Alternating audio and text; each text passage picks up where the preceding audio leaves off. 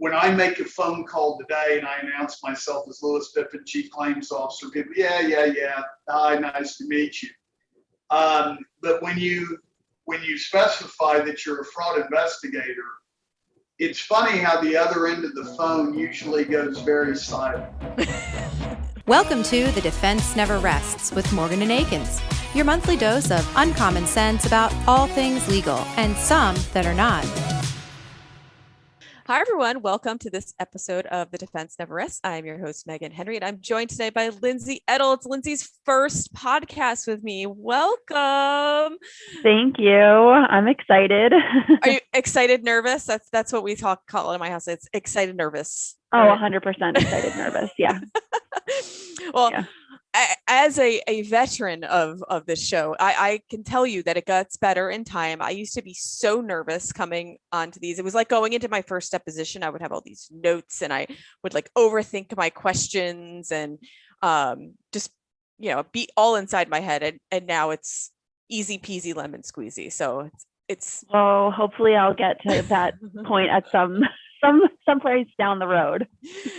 I'm sure it'll be great. And today we have on Louis Pippin, who is the Chief Claims Officer at Venbrook Group.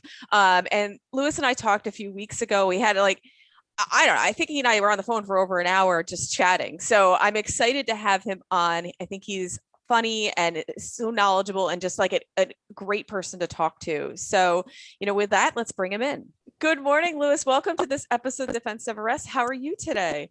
I am well. Thank you, Megan, for having me on. And Lindsay, this is our first. Sorry, guys. There's the dog. But anyways, excited to be here. Really appreciate the opportunity.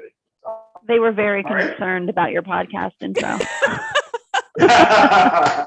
Exactly. Yeah, they were like, wait a minute, who are you talking to? Let me interrupt. I have something to say. It's not the first to have an interruption by an animal or a child or a husband or a wife on this podcast. So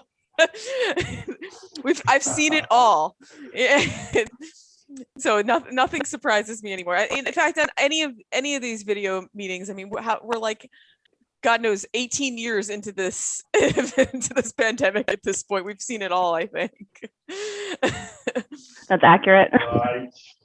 Well, and it goes to technology and some of the issues, since we're now doing everything, via Zoom or Teams or whatever, and these kind of things happen. It's kind of a perfect example of pain points.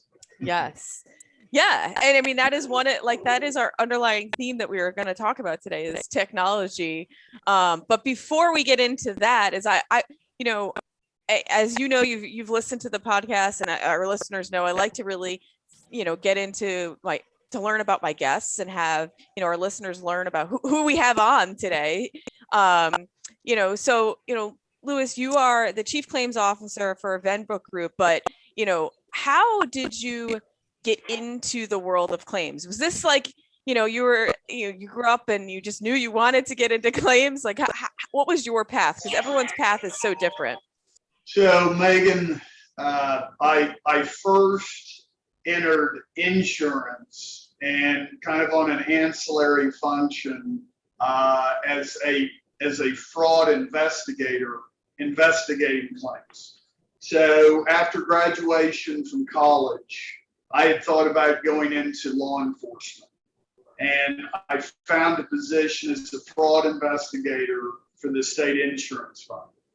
And after about 18 months, I started wondering, are any insurance claims legitimate?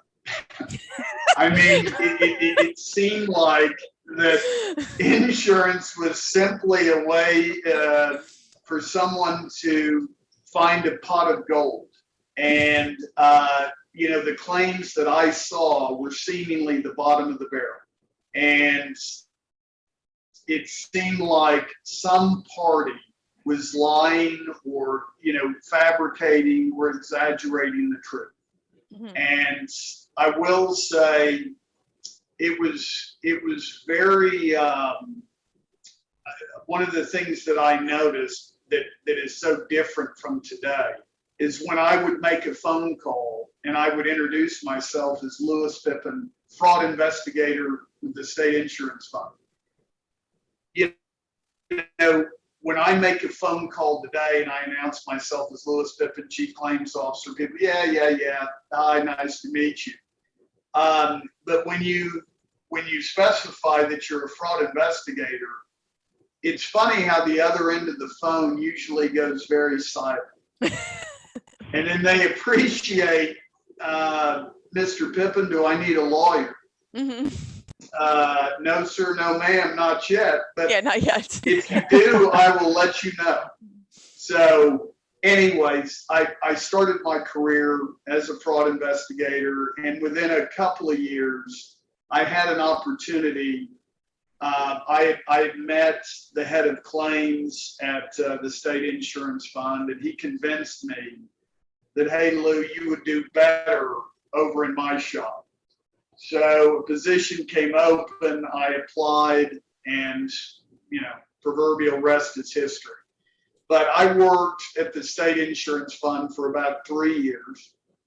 And then I had an opportunity to go to what they call a managing general agency / third-party administrator. This managing general agency also had their own claims operation.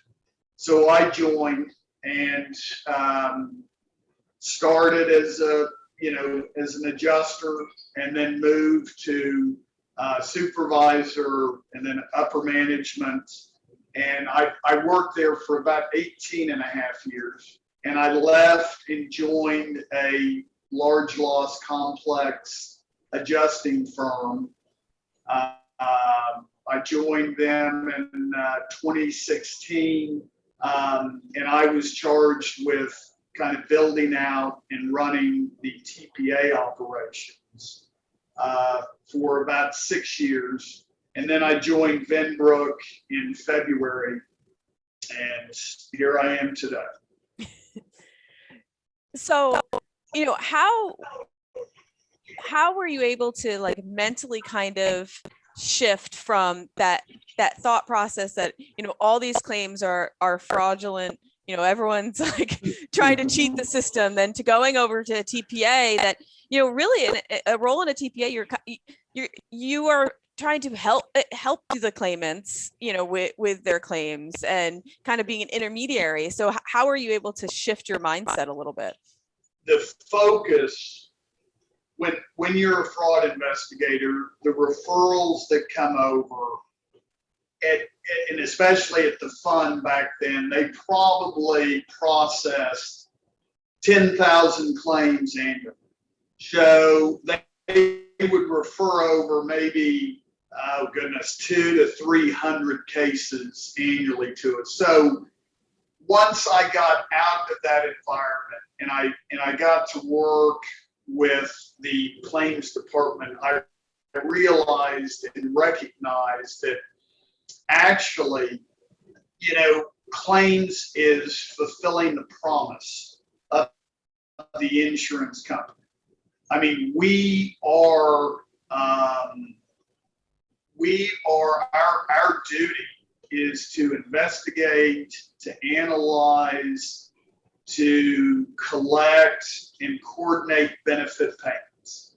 That's really, we're fulfilling that promise. And on those exceptional cases where a claimant and insured is trying to manipulate the system, there's an SIU, there's an appropriate time to refer over. But, quite honestly, in almost 30 years of doing this, the vast majority of claimants and insureds are presenting legitimate claims.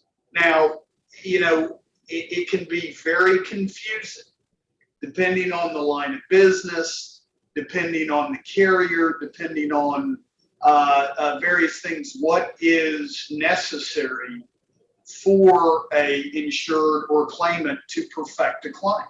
And it's not necessarily done out of, some kind of nefarious purpose where they're trying to game the system, but rather they just don't understand. And that process for me it's taken a career to learn and understand that by and large, we need to assist. We have to investigate, but our investigation, we need to assist, coordinate, facilitate benefit payments. Louis, do you find that when you have a claimant come in that there's a specific category of something that they're typically missing when you're trying to figure out what the claim is? Like you said, that they just don't know all the time what they need to bring. Is there, a category that you feel like, usually claims are lacking this documentation when they first come in? I would say it really depends on the severity too of the loss. It depends on the kind of line of business. So as well, on a severe, property loss, you may have a homeowner or you may have a commercial property owner that has sustained, catastrophic damage to their property. So they're thinking, my goodness, where am I going to live? What am I going to do? Well, take pictures, take recordings, find this, find that. Well, right. I mean, in a serious situation, you've got to be able to talk to the individuals and kind of walk them through, all right, as best you can, we're going to get somebody out, we'll get somebody to work with you, and kind of get an in-person understanding, try and help them assess the scope of the loss, all the damages. Similarly, on a general liability or a work comp type situation where you have serious injuries, you've got first responders involved, you've got to secure the scene. There are a host of factors that come into play that, you almost become a counselor when you're dealing with these insureds and or claimants. And generally speaking, very few people have encountered these types of situations before, and they truly don't know where to go. Yeah. And so, but in the meantime, as the adjuster, right, I mean, you've got to look at, you're dealing with these people, you're generally dealing with a multitude of people. You're probably going to get an independent job. You may deal with other experts. In the back of your mind, you may be thinking about potential coverage issues that need to be addressed. So, it's a very delicate balancing act. Yeah, I talk about this a lot with, when an individual or a business has been sued too, it's a very emotional process for them. And sometimes us on this side lose sight of that because we're so used to it.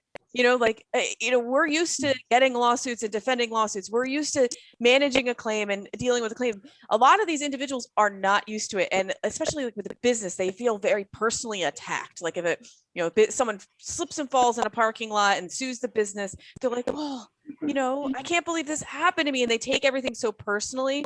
So, they need people like attorneys like us and someone in claims like you to help guide them through the process and make it, less scary and kind of understand that why there's a lot of emotion in it for them, but kind of help them take the emotion out of it, but kind of guide them through it too. It's like a fine line of like, almost holding their hand and letting them saying, it's going to be okay.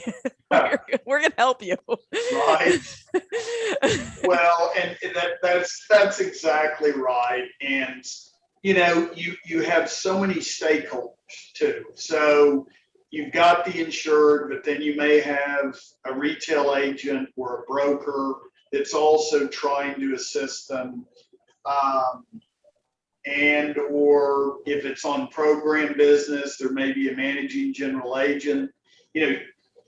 As the adjuster, the number of contacts that you may have on any individual claim, could be half a dozen or more that you're trying to communicate with and coordinate with and keep up to date. And so, that can be a very daunting process as well. Yeah. You want to sometimes cut through the broker, the agent, the MGA, the whomever, and just deal with the insured and try to make them whole. But you can't do that. You've got to keep everybody apprised and updated. Yeah. Yeah. Well, and I've found though, a lot of times it's helpful, like when they, at least with the insured, feels like involved, but also like they feel involved in the whole process, but taken care of, that they don't have to worry about it anymore. Like I've had matters that, like, whether things get transferred to us from other, maybe it wasn't handled correctly by a prior counsel and it gets transferred to us, and those insureds tend to feel very like they felt very out of the loop, and like they were a forgotten party, and they just wanted to be an included party, so they're apprised of all the details, but also that they don't have to worry about it on the day by day.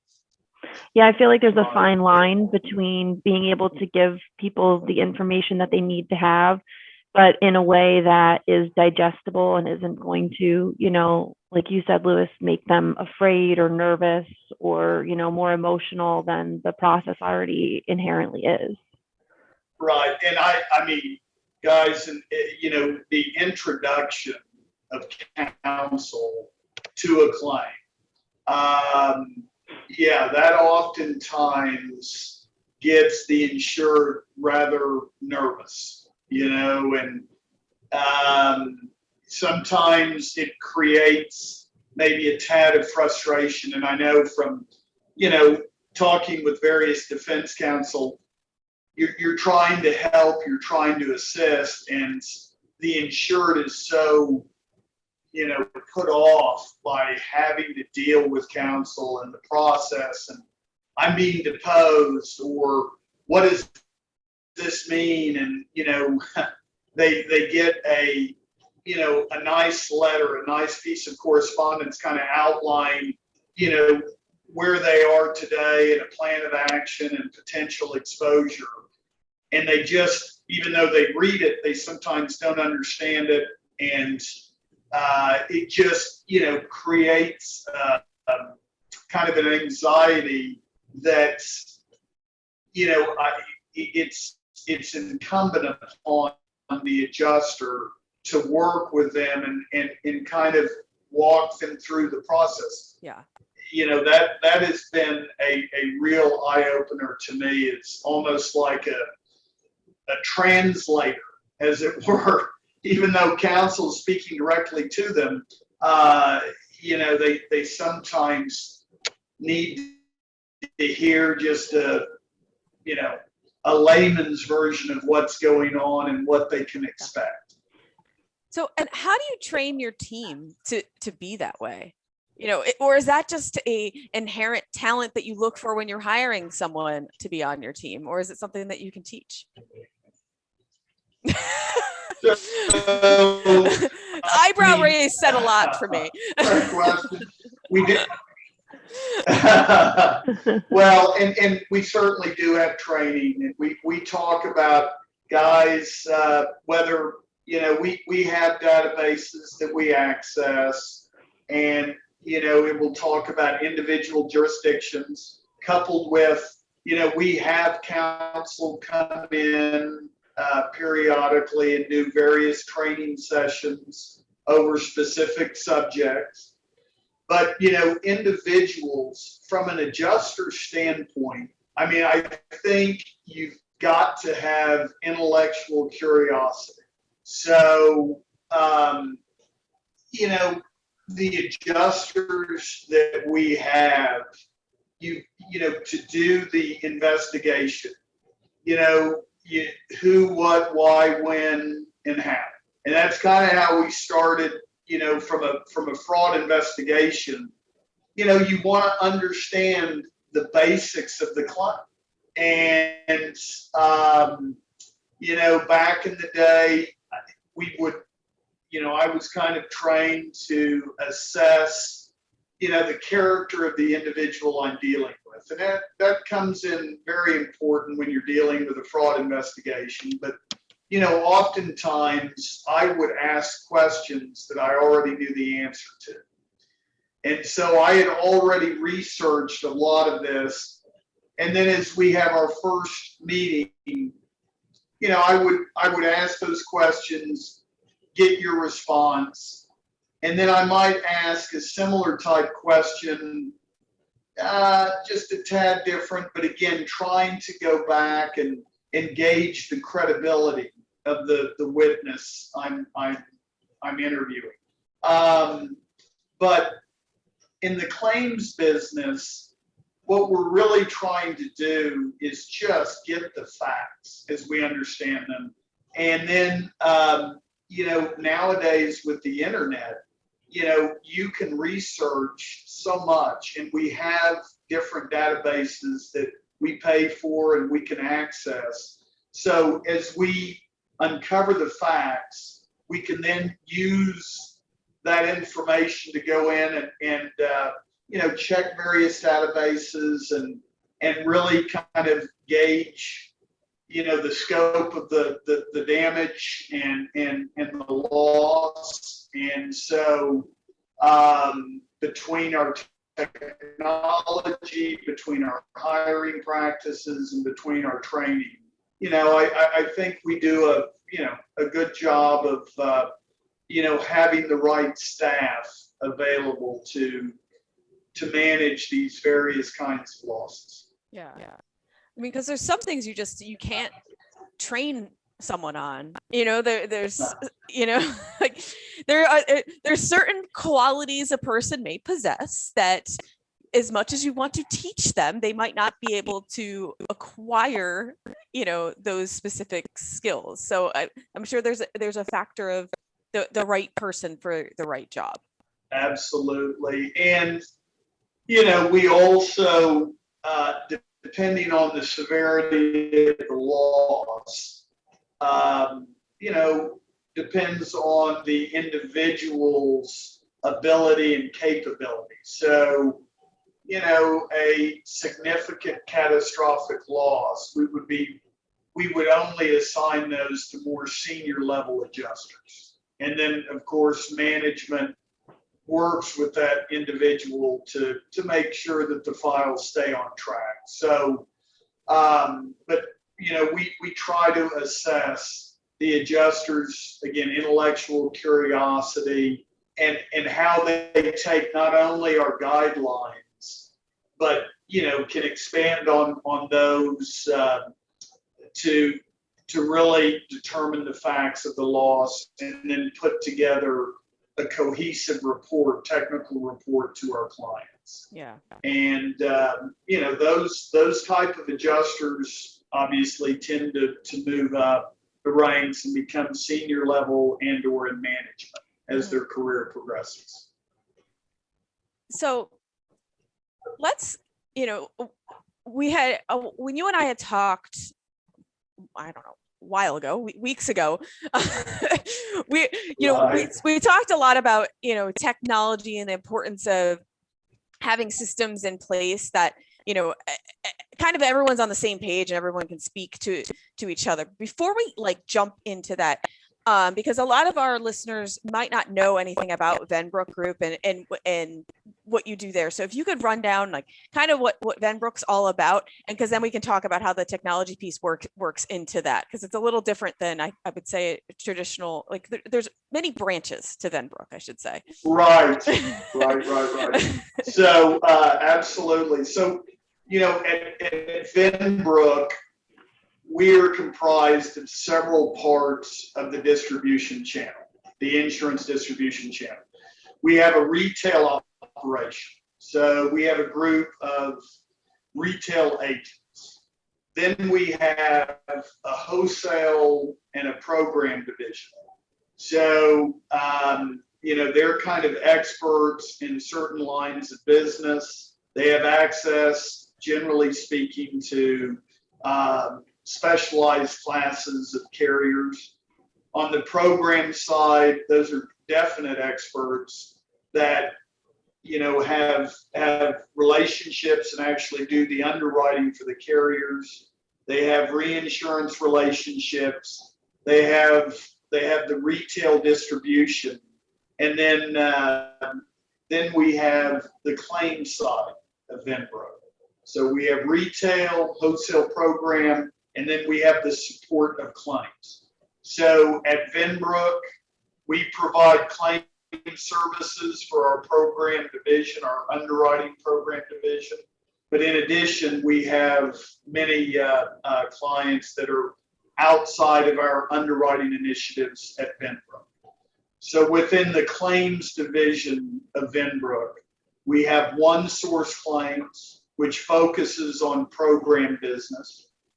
We have Carl Warren, that has over 70 years plus. It's a 70-year-old company that began focusing on public entities in California. It's kind of expanded over the past few years into national accounts.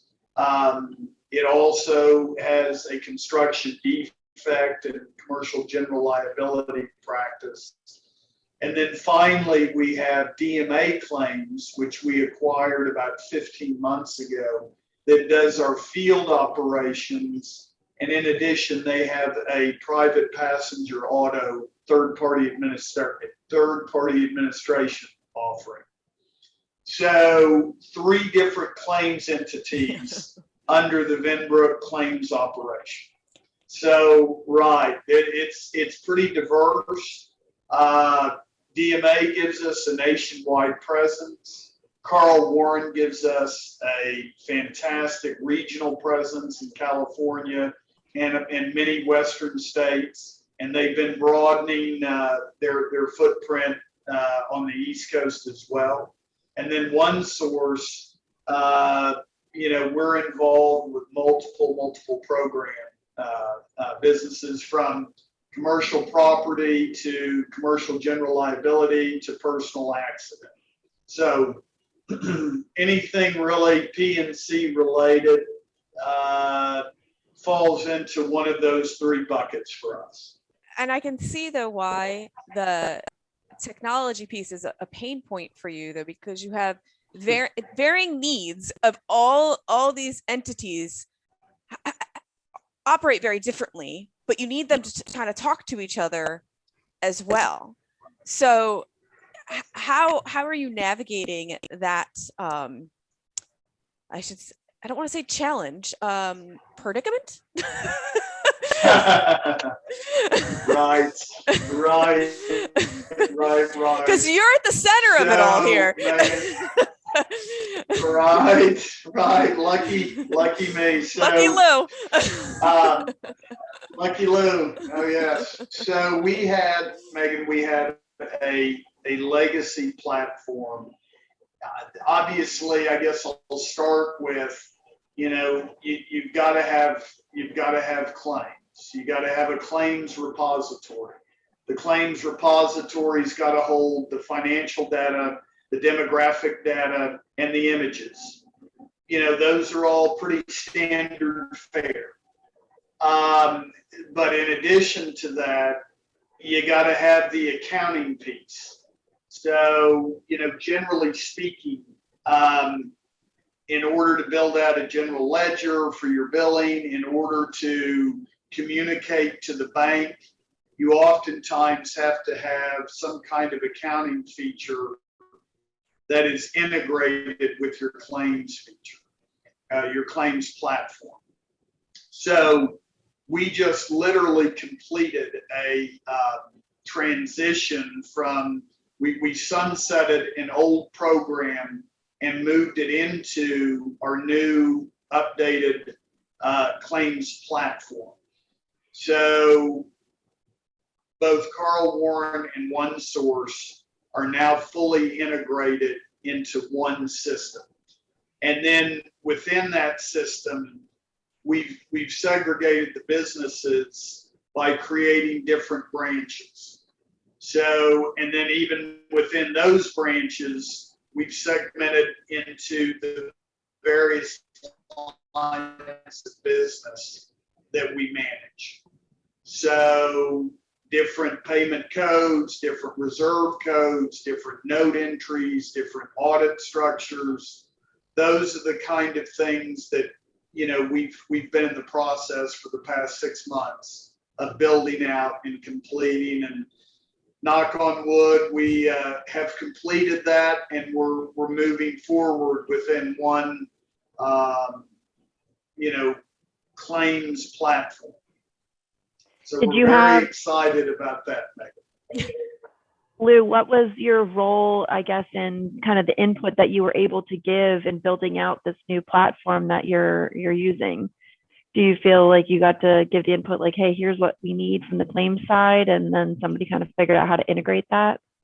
Right. So the team that when I joined Venbrook back in February, there were 7 other team members that left my prior employment and came with me to Venbrook.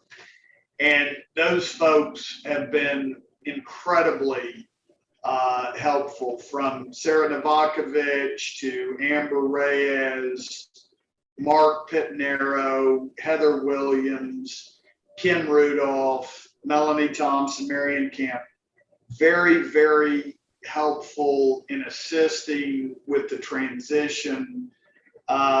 You know, quite honestly, Sarah, Amber, Heather, Kim kind of took it upon themselves to work with both our accounting division and our IT division to help, you know, transition that data into FHE. And it's been a huge success for us. One thing that I feel like a lot of people don't talk about, but they feel, you know, having these programs and the integration of these programs is so important and so helpful and so efficient when they're in place.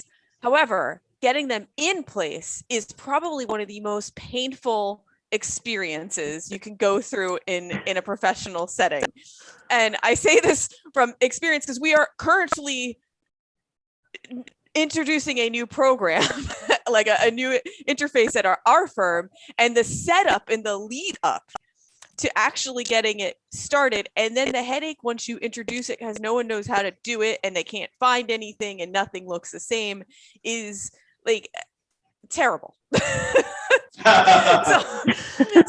I can only imagine, you know, from in your shoes too, when you have all these different entities, everyone has to use something in a kind of different way, and you want something that speaks to everyone.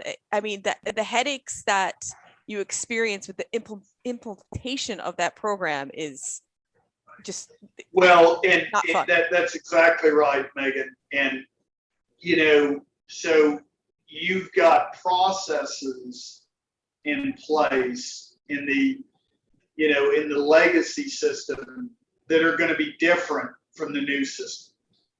So you've got to address the processes, not the least of which is payments, right? I mean, anytime in a claims organization that you're doing a transition, first and foremost, your biggest pain point will be getting payments out, right? Nobody cares about transition. They want their money and they want it now. And sadly, you know, there's plenty of jurisdictional requirements. So we got to identify those. We've got to identify the processes, where they were, what they're going to be. That requires us to talk to IT, involve accounting, involve operations, involve adjusters.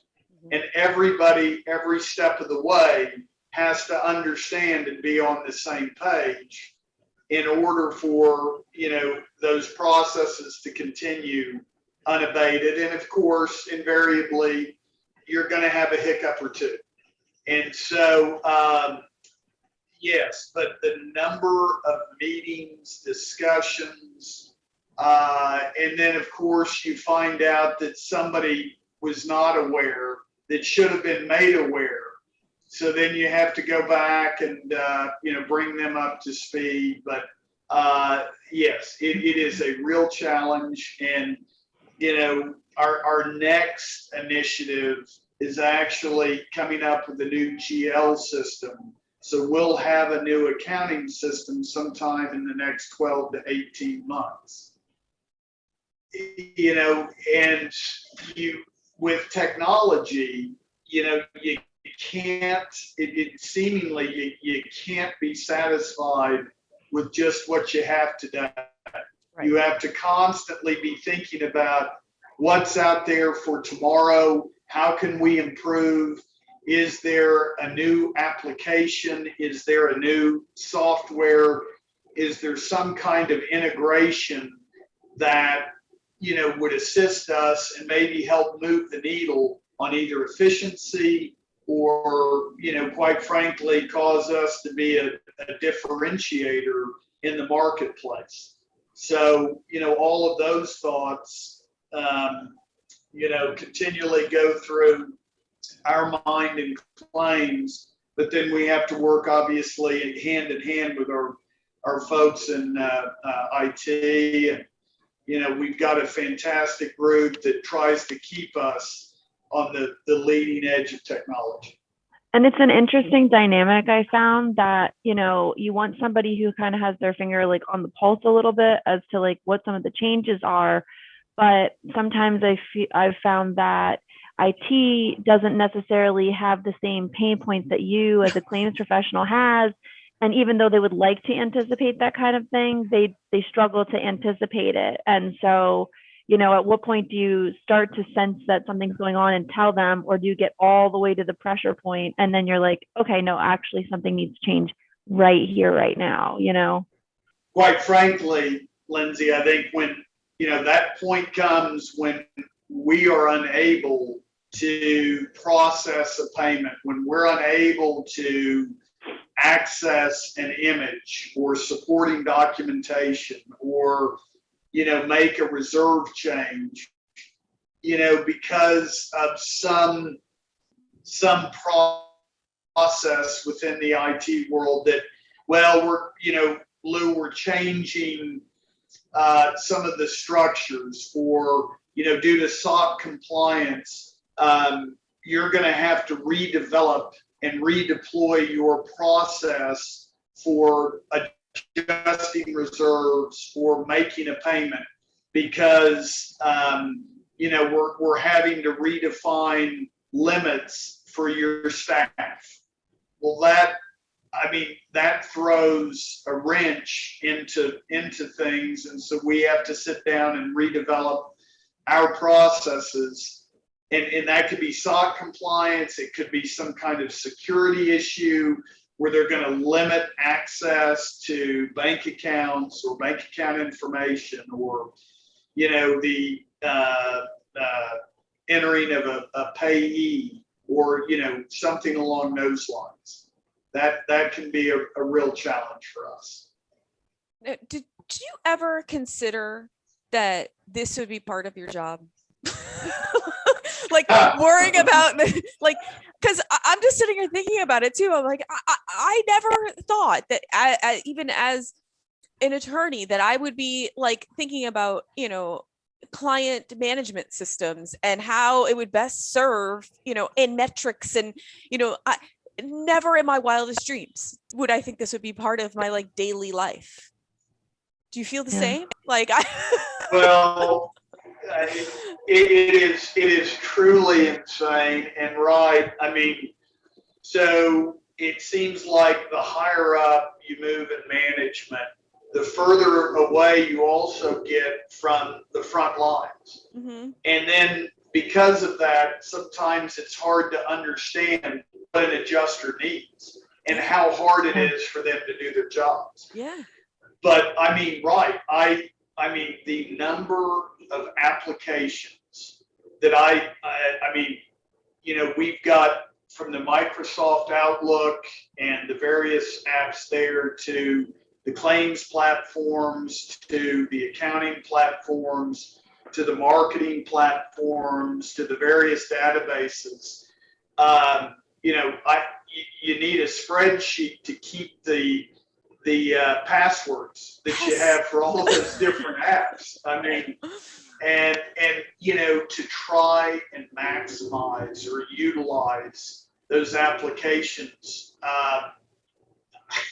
You know, a lot of it you can be trained, but it's hard to really go in and become an expert in any of those. But yet you need to be familiar with them so that, you know, you can use them.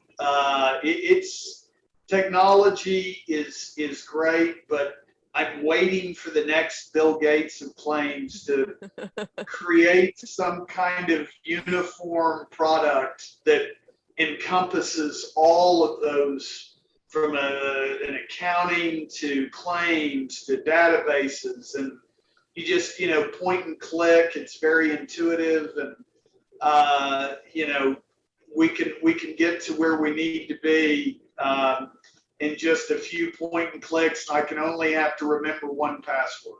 Well, and I think that for that to happen, it has to be someone in the industry who understands how the industry works, because someone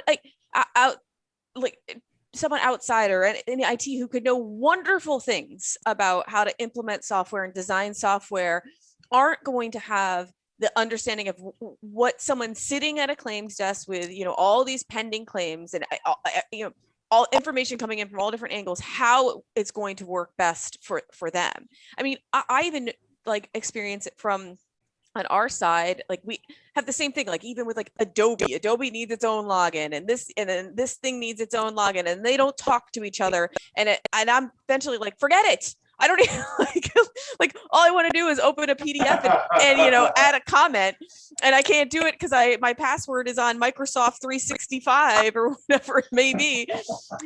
But I in order for it to work very cohesively, is that you have to have someone who has an understanding of how things need to work. So you need to have someone in claims who also has a computer science background, I guess, who has the ability to, you know, develop or at least consult on it. Like a computer engineer to go through and know what the next steps are going to be, you know, in order to effectuate the processes that, you know, need to happen on a day-to-day basis. But then at the end of the day, sometimes like you're always going to come up with the next unique situation where you're like, well, I didn't think of that, you know. And then at that point, it's almost like you want to immediately implement something new to address that series of events. But there's probably always going to be a unique thing. Like, can you really, like, how far can you get in terms of how comprehensive a piece of software or whatever could be? Well, and I mean, quite frankly, what is kind of unique, at least from my understanding, is I can have a client that does commercial property, company A, and a client B that does commercial property, maybe different geographies, maybe a slight differentiation in some of the, you know, the properties they underwrite. But the point is, their needs can be different. So again, and we're just talking about claims. So the data that I supply to these clients, they have their own underwriting data. And, you know, one of the challenges that we have is trying to mesh claims data with the underwriting data. And when you compound that with the need of client A is slightly different than the need from client B, whether it's the various fields, whether it's the various timing of the data, it's really surprising how unique. And again, this, whether it's commercial property, commercial general liability, or the various other lines of business that we administrate for, they have different needs. So you can't have a one size fits all. It takes that human interaction for us to sit down and build this out, and it's ever evolving. So, you know, in a former company, they did their own proprietary system. The problem is, and I'll never forget this, they were to have a rollout, and they recognized, Microsoft, or the operating system, Microsoft has changed, and they've upgraded it. Unfortunately, our rollout does not comply with the new operating system, so it delayed it another 12 to 18 months. So, and then you have security roles. I mean, I am constantly being peppered with, you know, what is your data security? I mean, obviously cyber and cybersecurity is, you know, seemingly at the forefront of everybody's mind. But, you know, that creates its own issues. Who can access, how you access. You know, when I get on our claims platform, you know, the dual authentication, and I go in, and then it's got to send to my phone an authenticator message that I have to go in and approve, and then it connects. I mean, you know, it is, and I guess that's the way to the future. You know, everything will have all of this, and, you know, some clients send encrypted messages. We can't even communicate unless it's encrypted, you know, which makes for very inefficient. It's very time consuming, you know, and sometimes I think messages are missed. Yeah. So it's, you know, there's a lot of challenges with technology for sure.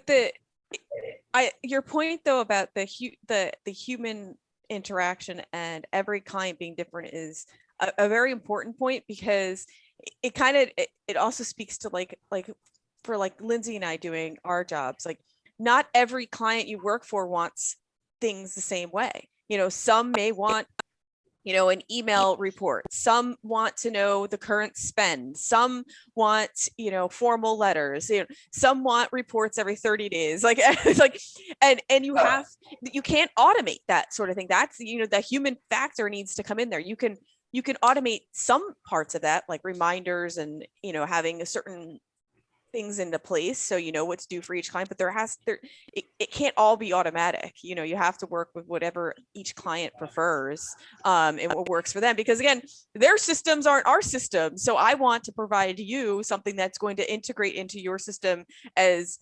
seamlessly as possible to make your life easier and not have to go through 16 steps.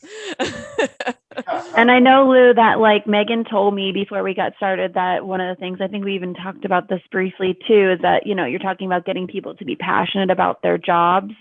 And I feel like one of the things that helps me enjoy what I'm doing is feeling like I have that kind of like niche of knowledge at times that, oh, I know, you know, what this client wants. Or for example, practicing law in Pennsylvania, every county is different, you know, with different rules and different things that they want filed. So, you know, things that make me passionate is being able to say to my clients, say, hey, you know, I know this is where your case is, it's in this county, and here's the rule there, and here's how that's going to apply to your case. And you know, for me, that makes me passionate and feeling like the expert, quote unquote, you know, about that particular thing when I'm dealing with a client, you know? Yeah, it does. And it's so, I mean, so many times, a lot of our job is to go in and create mappings. The various clients, different data fields, different elements, what they want to see.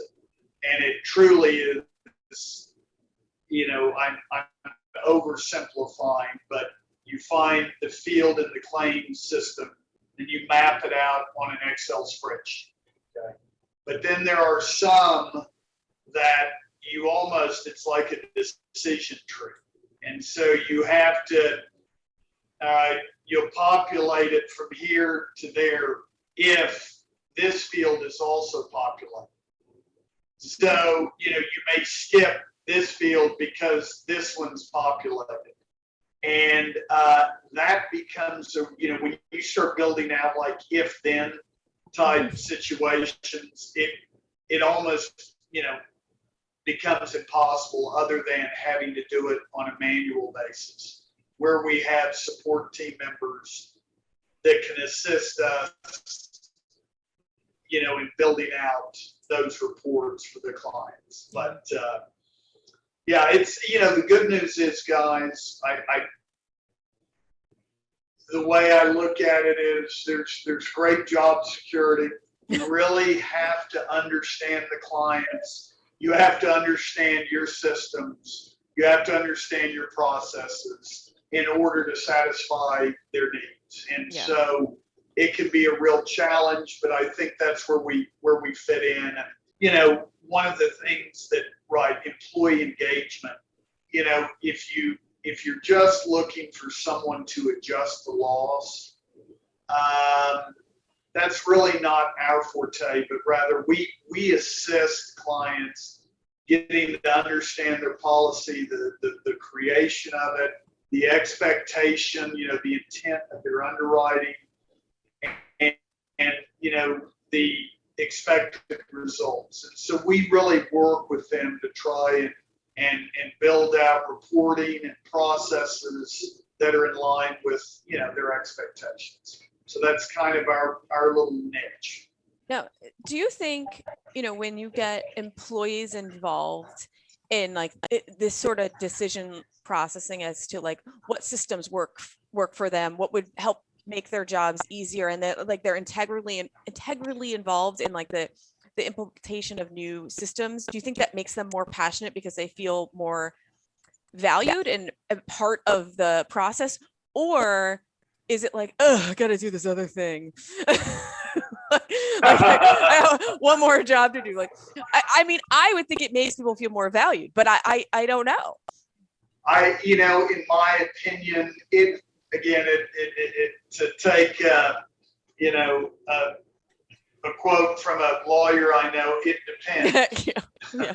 Every lawyer So how difficult the task is, right? I mean, I think a lot of employees want to have they want to give their input. They want to feel like they're valued, that their understanding and their assistance can help push the process along. However, if it gets real technical, I think at some point, some employees kind of shut off and they're like, oh my goodness, I don't even know. I mean, we spent an hour on a conference call and I truly don't understand 75% of what was discussed. It was either IT technical, it was accounting technical, and they feel lost, and then they feel like, oh my goodness, now I'm stuck on this initiative for the next 6 months or 12 months, however long it's going to take, and I'm going to have to participate, and I don't even know how to communicate. So, there's that fine line. You want employees to be engaged. You want them to be passionate. You want them to not just kind of go through the process of just 1, 2, 3, 4, next 1, 2, 3, 4. Is there something that you could improve here? And is there something that we could do and offer you, to make your life better? And it is, at least for me, it's a constant challenge to stay engaged with what is going on the front lines, and making sure that they have all the resources they need to be successful. Yeah. That's the intellectual curiosity aspect of it that you had kind of mentioned earlier. Do you ever have the opportunity from where your current role is as the chief claims officer to get back into the weeds, and I'm going to handle a claim and see what handling a claim looks like with this new system now? Or are you firmly in your overseeing management role? Right now, I still get involved. I still get engaged, and I can't be that far removed, and I talk to, again, the support team members. I talk to the adjusters. We have training sessions every week going over various items, agenda items. And I can't ever imagine getting away from it. I really do enjoy it, and it's a challenge. I think the fact that you still have the opportunity to get engaged probably helps, from where you're at, because I think what I've seen too is that employees who may be engaged in a process at one point become disengaged when they don't feel like they're getting that anything is changing. You give feedback and you say, hey, this is a pain point for me, and then you see nothing on the tail end. And I think that decreases, employee satisfaction and their engagement. But I think that seeing somebody, in your role also being engaged in the same day-to-day struggles that they are, probably helps, both with the development of new programs and technology that you're implementing, but also just from a morale perspective with the people that you deal with on a day-to-day basis. Those are great points, and to continually stay grounded and understand it is a delicate balance, but it's important, and I have to have the feedback in order. I mean, as much as anything, I kind of see my job as trying to support those people. So if I understand what they need, the challenges they're running into, then hopefully I can work with others to identify solutions and get those pushed forward.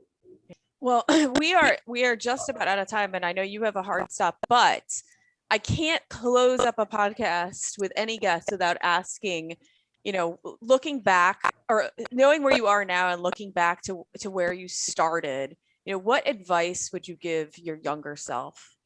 Well, Megan, I would say stay the course. That's good advice. When I looked at it, 30 years ago, 27 years ago, and I thought, oh my goodness, I mean, this is a sham. Insurance is a sham. It's just, who can make up the best story to get the most money? And I have grown. I have recognized that, there really are. There is definitely a purpose for insurance. There are a lot of good people that find themselves in harm's way, and they need help. So stay the course. I've met some incredible people along the way, and quite honestly, it's been a great career. I've been able to travel. I have been able to work on claims that are just, quite honestly, fascinating. Some that have made the papers, some that, high profile losses, and, it's been a really interesting career. Those days where you feel like, why am I doing this? Stay the course, and eventually you'll have some clarity. Yeah. Well, I mean, I think that's great advice too, because in all careers too, we bob and we weave. We have, things that don't go our way, things that go your way. And if you just stopped it every time it got hard, or, got overly discouraged, like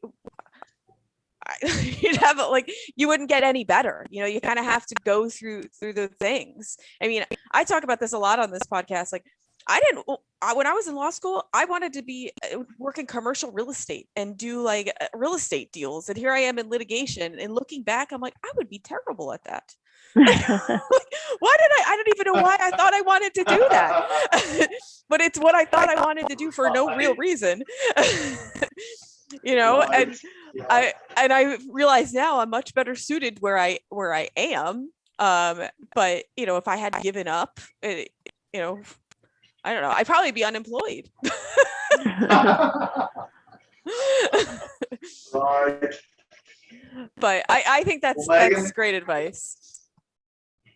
thank you. And I really do appreciate your time, Lindsay. Very nice to meet you. It's been a great discussion. Thank you again. Yes. So I Thank think, you.